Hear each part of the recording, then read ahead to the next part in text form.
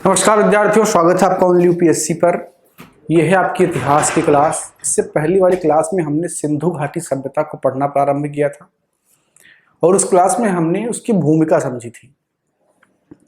उसकी भूमिका में मैंने यह बताया था कि वो कहाँ पर स्थित है, उसका एरिया क्या है और उसका विस्तार, पूर्वी पश्चिमी विस्तार कहाँ तक है, उसका आकार किस प्रकार है और समकालीन सभ्यताएं कौन सी थी, ये सारी बातें उसमें की गई थी। ठीक है, अब आगे हम बात करते हैं सिंधु घाटी सभ्यता या हड़प्पा सभ्यता के उत्पत्ति को लेकर के जो विवाद है, उस पर अलग अलग इतिहासकारों का मत क्या है और उनके तर्क क्या है और किसे हम सही मान करके चलते हैं। ठीक है, तो उत्पत्ति से संबंधित सवाल खूब पूछे जाते हैं, स्टेट पीसीएस में भी और यूपीएससी में भी। तो ढंग से समझ लेते हैं कि क्या आखिर मसला है।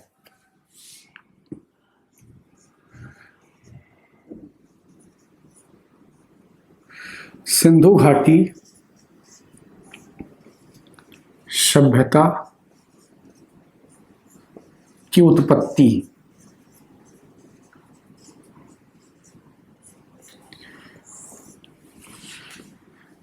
देखिए, कोई सभ्यता अचानक नहीं बन जाती है, कोई नगरीय नियोजन अचानक नहीं बन जाता है, किसी शहर का निर्माण अचानक नहीं होता है। उसके पीछे होती हैं ग्रामीण संस्कृतियां, उसके पीछे होता है एक विकास का दौर, जिससे वो नगर बनते हैं और सभ्यताएं बनती हैं और शहर बनते हैं। तो सिंधु घाटी सभ्यता के बनने से पूर्व क्या था, अगर वो पता हो तो उसकी उत्पत्ति को लेकर के कोई बहस नहीं होगी, लेकिन उसमें अलग अलग मत हैं। देखते हैं कि क्या है वो। तो एक तो मत है कि जो सिंधु घाटी या हड़प्पा सभ्यता है वो मेसोपोटामियन सभ्यता या सुमेरियन सभ्यता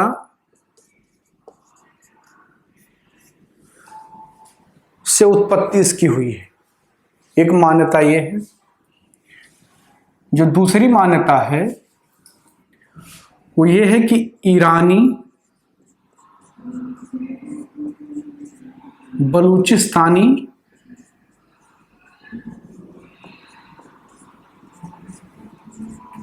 संस्कृति से है। यानी कि दूसरी जो मान्यता है वो ये है कि ईरानी और बलूचिस्तानी संस्कृति से ही हड़प्पा सभ्यता का निर्माण हुआ है। और जो तीसरी मान्यता है वो है सोथी संस्कृति से।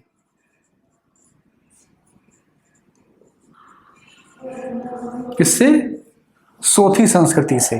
तो एक मान्यता यह है कि सोथी संस्कृति से जो है हड़प्पा सभ्यता की उत्पत्ति होती है।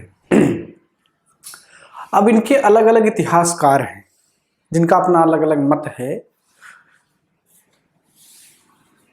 ये जो मत हैं ये देसी मत कहलाते हैं, क्योंकि बलूचिस्तान एक टाइम पर भारत का ही पार्ट हुआ करता था, अखंड भारत का पार्ट हुआ करता था। विभाजन के बाद में वो पाकिस्तान के हिस्से में चला गया, तो इसे देसी मत कहते हैं।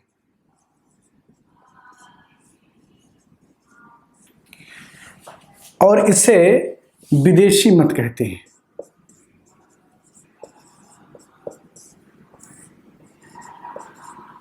ठीक है, और जहां तक बात है स्वीकार करने की, मानने की, हम इस मत को कभी स्वीकार नहीं कर सकते हैं, यानी कि ये मत सही नहीं मानते हैं।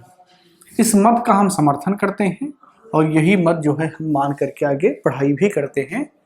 मेरे मानने का मतलब ये है कि जो पढ़ने का तरीका है, जो इतिहासकार हैं, जैसी भारत की व्यवस्थाओं की मान्यता, उसके अनुसार ये मत सही माना जाता है। ठीक है, और इसके सही होने के पीछे कोई ठोस प्रमाण नहीं है। कुछ एक प्रमाण हैं वो बहुत मजबूत नहीं लगते हैं, इसलिए इस मान्यता को ज़्यादा मजबूती से बल मिलता है, इसको ज़्यादा मजबूत माना जाता है। ठीक है, अब इनमें जो जो इतिहासकार हैं उनका नाम देख लेते हैं एक बार। Gordon child,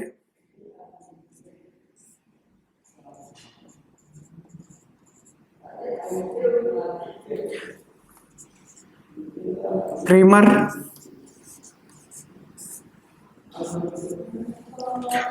John Marshall,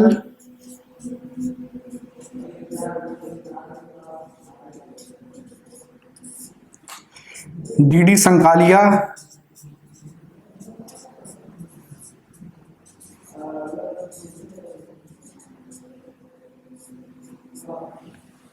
D D Sankalia, sorry D D Kosambi, H D Sankalia, D D Kosambi और एचडी संकालिया।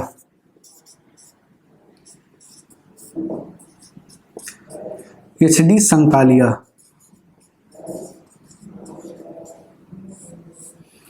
ठीक है। ये कुछ नाम हैं, इसके अलावा दो नाम और हैं, लियोनार्ड बुली। इन्होंने, इन लोगों का एक मत है कि जो हड़प्पा सभ्यता है वो मेसोपोटामियन या सुमेरियन सभ्यता से उत्पत्ति इसकी हुई है। क्रेमर बताते हैं कि 2400 ईस्वी जो है ईसा पूर्व यानी कि 2400 बीसी के आसपास मेसोपोटामियन और सुमेरियन सभ्यता के लोग भारत की तरफ आए। यानी कि इनका जो मत है वो यह कहता है कि जो हड़प्पा सभ्यता है वो विसरण के द्वारा विकसित हुई है। देखिए, विकास के दो क्रम हैं। एक तो क्रमिक विकास होता है कि यहीं पर पहले जो है ग्रामीण संस्कृतियां थी, वो धीरे धीरे डेवलप होकर के सभ्यता बन गई, नगर बन गई। इसको क्रमिक विकास कहते हैं। और जो विसरण का विकास होता है वो ये होता है कि कोई विकसित संस्कृति आई और उसने यहाँ पर विकास कर दिया, तो ये विसरण की संस्कृति होती है। ठीक है, विसरण का मतलब होता है चलना। तो ये जो मत है इसके अनुसार ये विसरण करके यहाँ पर आए और यही के अनुसार इन्होंने इस सभ्यता को मजबूत किया, आगे बढ़ाया। जॉन मार्शल भी इसी बात को कहते हैं, लेकिन वो कोई डेट नहीं बताते हैं।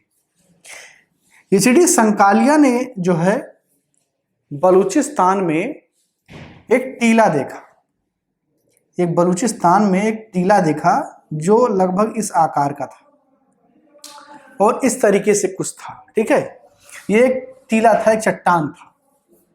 इसको देखा तो उन्होंने मेसोपोटामिया में एक आकृति पाई जाती है जो कुछ इस प्रकार होती है। ठीक है, मेसोपोटामिया में एक आकृति पाई जाती है जो कुछ इस प्रकार होती है। इसे जिगुरत कहा जाता है। क्या कहा जाता है? जिगुरत। तो जिगुरत से एचडी संकालिया ने इसकी तुलना की और ये कहा कि चूंकि ये संरचना मेसोपोटामिया में भी पाई गई है और यहाँ पर भी पाई गई है, अतः जो है वहाँ के लोग ही इस सभ्यता की उत्पत्ति कारक है, यानी कि उन्होंने इसकी उत्पत्ति की है। हालांकि यह तर्क जो है बहुत मजबूत नहीं लगता है। क्यों? ये सत्य है कि सिंधु घाटी सभ्यता का व्यापारिक संबंध इन सभ्यताओं से था। अब अगर व्यापारिक संबंध है तो वहां के लोग यहाँ आएंगे और आएंगे तो हो सकता है कि इस संरचना का निर्माण किसी वहीं के व्यक्ति ने यहाँ पर कर दिया हो, लेकिन इसका कतई मतलब नहीं होता है कि उन्हीं लोगों ने इस सभ्यता का विकास किया। ठीक है ना? तो ये इनका जो तर्क है ये फीका लगता है, इसलिए इस मत को हम सही नहीं मानते हैं। अब बात करते हैं इन दो मतों का, इनमें कौन कौन लोग हैं। इसको अगर आपने नोट ना किया तो नोट कर लीजिए। इनमें दो जो है इतिहासकार हैं। एक तो है फेयर सर्विस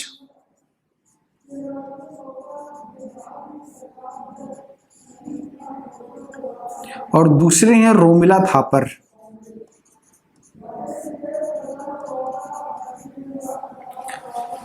फेयर सर्विस एवं रोमिला थापर का मानना है कि जो बलूच और ईरानी संस्कृतियां थीं, इन्हीं से निर्माण हुआ है सिंधु घाटी सभ्यता का। उनमें से तीन नाम उन्होंने जो है जो प्रमुखता से रखा, जो है लिया, आमरी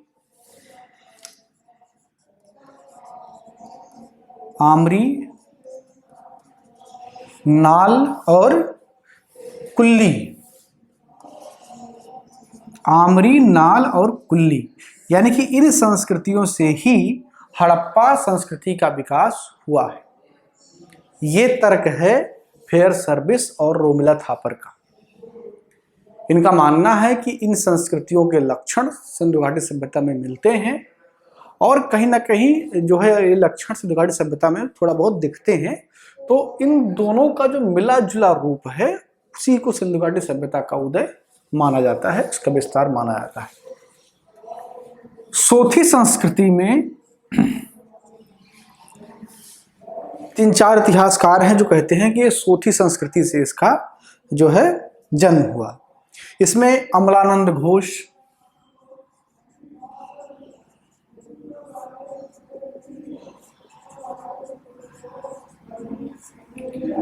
डीपी अग्रवाल,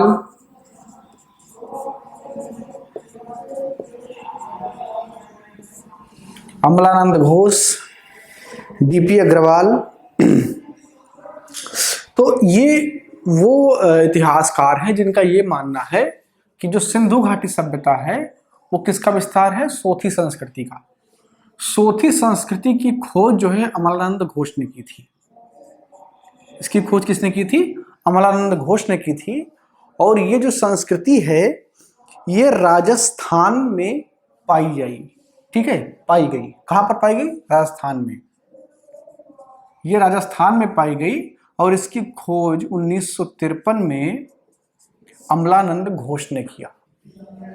अब अमलानंद घोष का इस पर तर्क क्या है? अमलानंद घोष ने अपने इस तथ्य के पीछे जो तर्क दी उसमें उन्होंने बताया कि जो मृदभांड सोथी संस्कृति के हैं वही मृदभांड हड़प्पा सभ्यता में भी मिलते हैं। सोथी संस्कृति के मृदभांडों पर पीपल के पत्तों के निशान थे, वही निशान मिलते हैं हड़प्पा सभ्यता के मृदभांडों पर।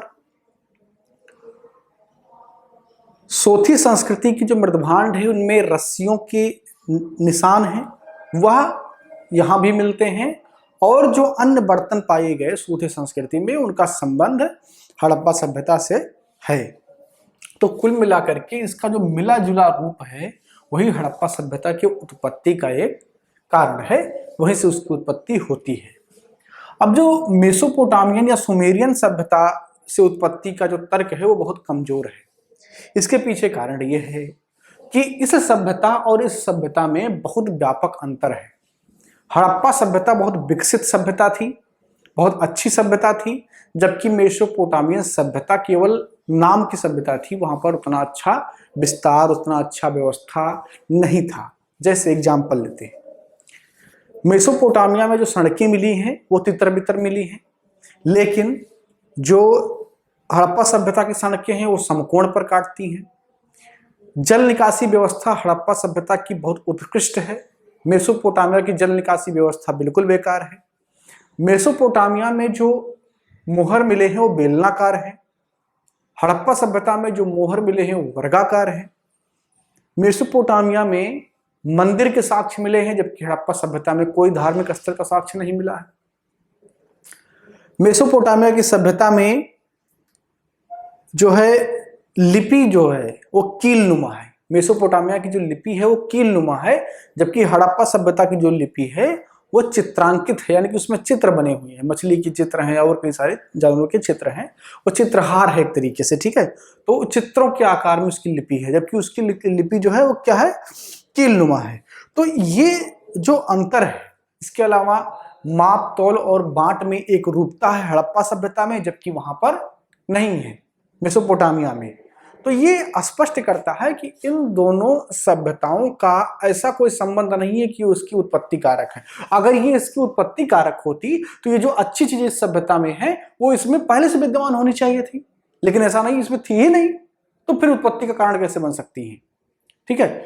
और दूसरी चीज ये है कि इनके व्यापारिक संबंध व्यापक रूप से हड़प्पा सभ्यता से थे। तो जो कुछ एक मोहरें मिली हैं यहाँ पर, यहाँ की मोहरें यहाँ, इनकी मोहरें यहाँ पर मिली हैं, इनका जो इसकी वजह है वो सिर्फ इतनी सी है कि इनका व्यापारिक संबंध था, इसीलिए इनके सामान यहाँ पर है, उनके सामान वहाँ पर मिले हैं। तो इस प्रकार जो देसी मत है वही सही है हड़प्पा सभ्यता के उत्पत्ति के पीछे। ठीक है ना। चलिए इस क्लास में इतना ही। अगले क्लास में हम बात करेंगे कालक्रम को लेकर के कि हड़प्पा सभ्यता का कालक्रम क्या है और अन्य जो है अलग अलग इतिहासकारों का मत क्या है कि कब से कब तक उसका विस्तार है। 5, 6, 7 इतिहासकार हैं जिनका जो तर्क है उसको कंसीडर किया जाता है, प्रमुख माना जाता है और उनसे सवाल भी बनते हैं। तो अगली क्लास में कालक्रम पर बात करेंगे कि हड़प्पा सभ्यता का कालक्रम क्या है और फिर उसके आगे इस तरीके से हमने कहा था उनके क्रियाकलाप, उनके नगरीय जीवन और उससे संबंधित जितने भी राजनीतिक, सामाजिक, आर्थिक और भौतिक पक्ष हैं उन पर हम अध्ययन करेंगे। इस क्लास में इतना ही। ये आपको कैसा लगा कमेंट बॉक्स में लिख करके जरूर बताइए। धन्यवाद। मैं मानस मिश्रा, द न्यूज ओशन का मैनेजिंग डायरेक्टर, आपके लिए एक ऐसी पत्रिका पहली बार आई है जो सिर्फ सच दिखाएगी। कृषि कानूनों पर मचा है घमासान, हो रही हैं मनगढ़ंत बातें। मैं अंकित मिश्रा, पढ़िए मेरा आर्टिकल इस मैगजीन में फैक्ट के साथ। यूपीएससी के एस्पायरेंट समझे हर मुद्दों को गहराई में जाकर के। इस नए लेख में आपको मिलेगा नए संसद भवन के निर्माण से संबंधित सारी जानकारी। मैं विशाल यादव, अब तक आप लोगों ने हमें टीवी पे देखा, लेकिन अब हमारे लेख आपको दिखेंगे इस मैगजीन में। मैं Ranjit Prasad, reporter the news ocean. हम आपको दिखाएंगे किसान आंदोलन के बीच में जिहादी कांड। सब्सक्राइब करें द न्यूज ओशियन, खबरों का समंदर।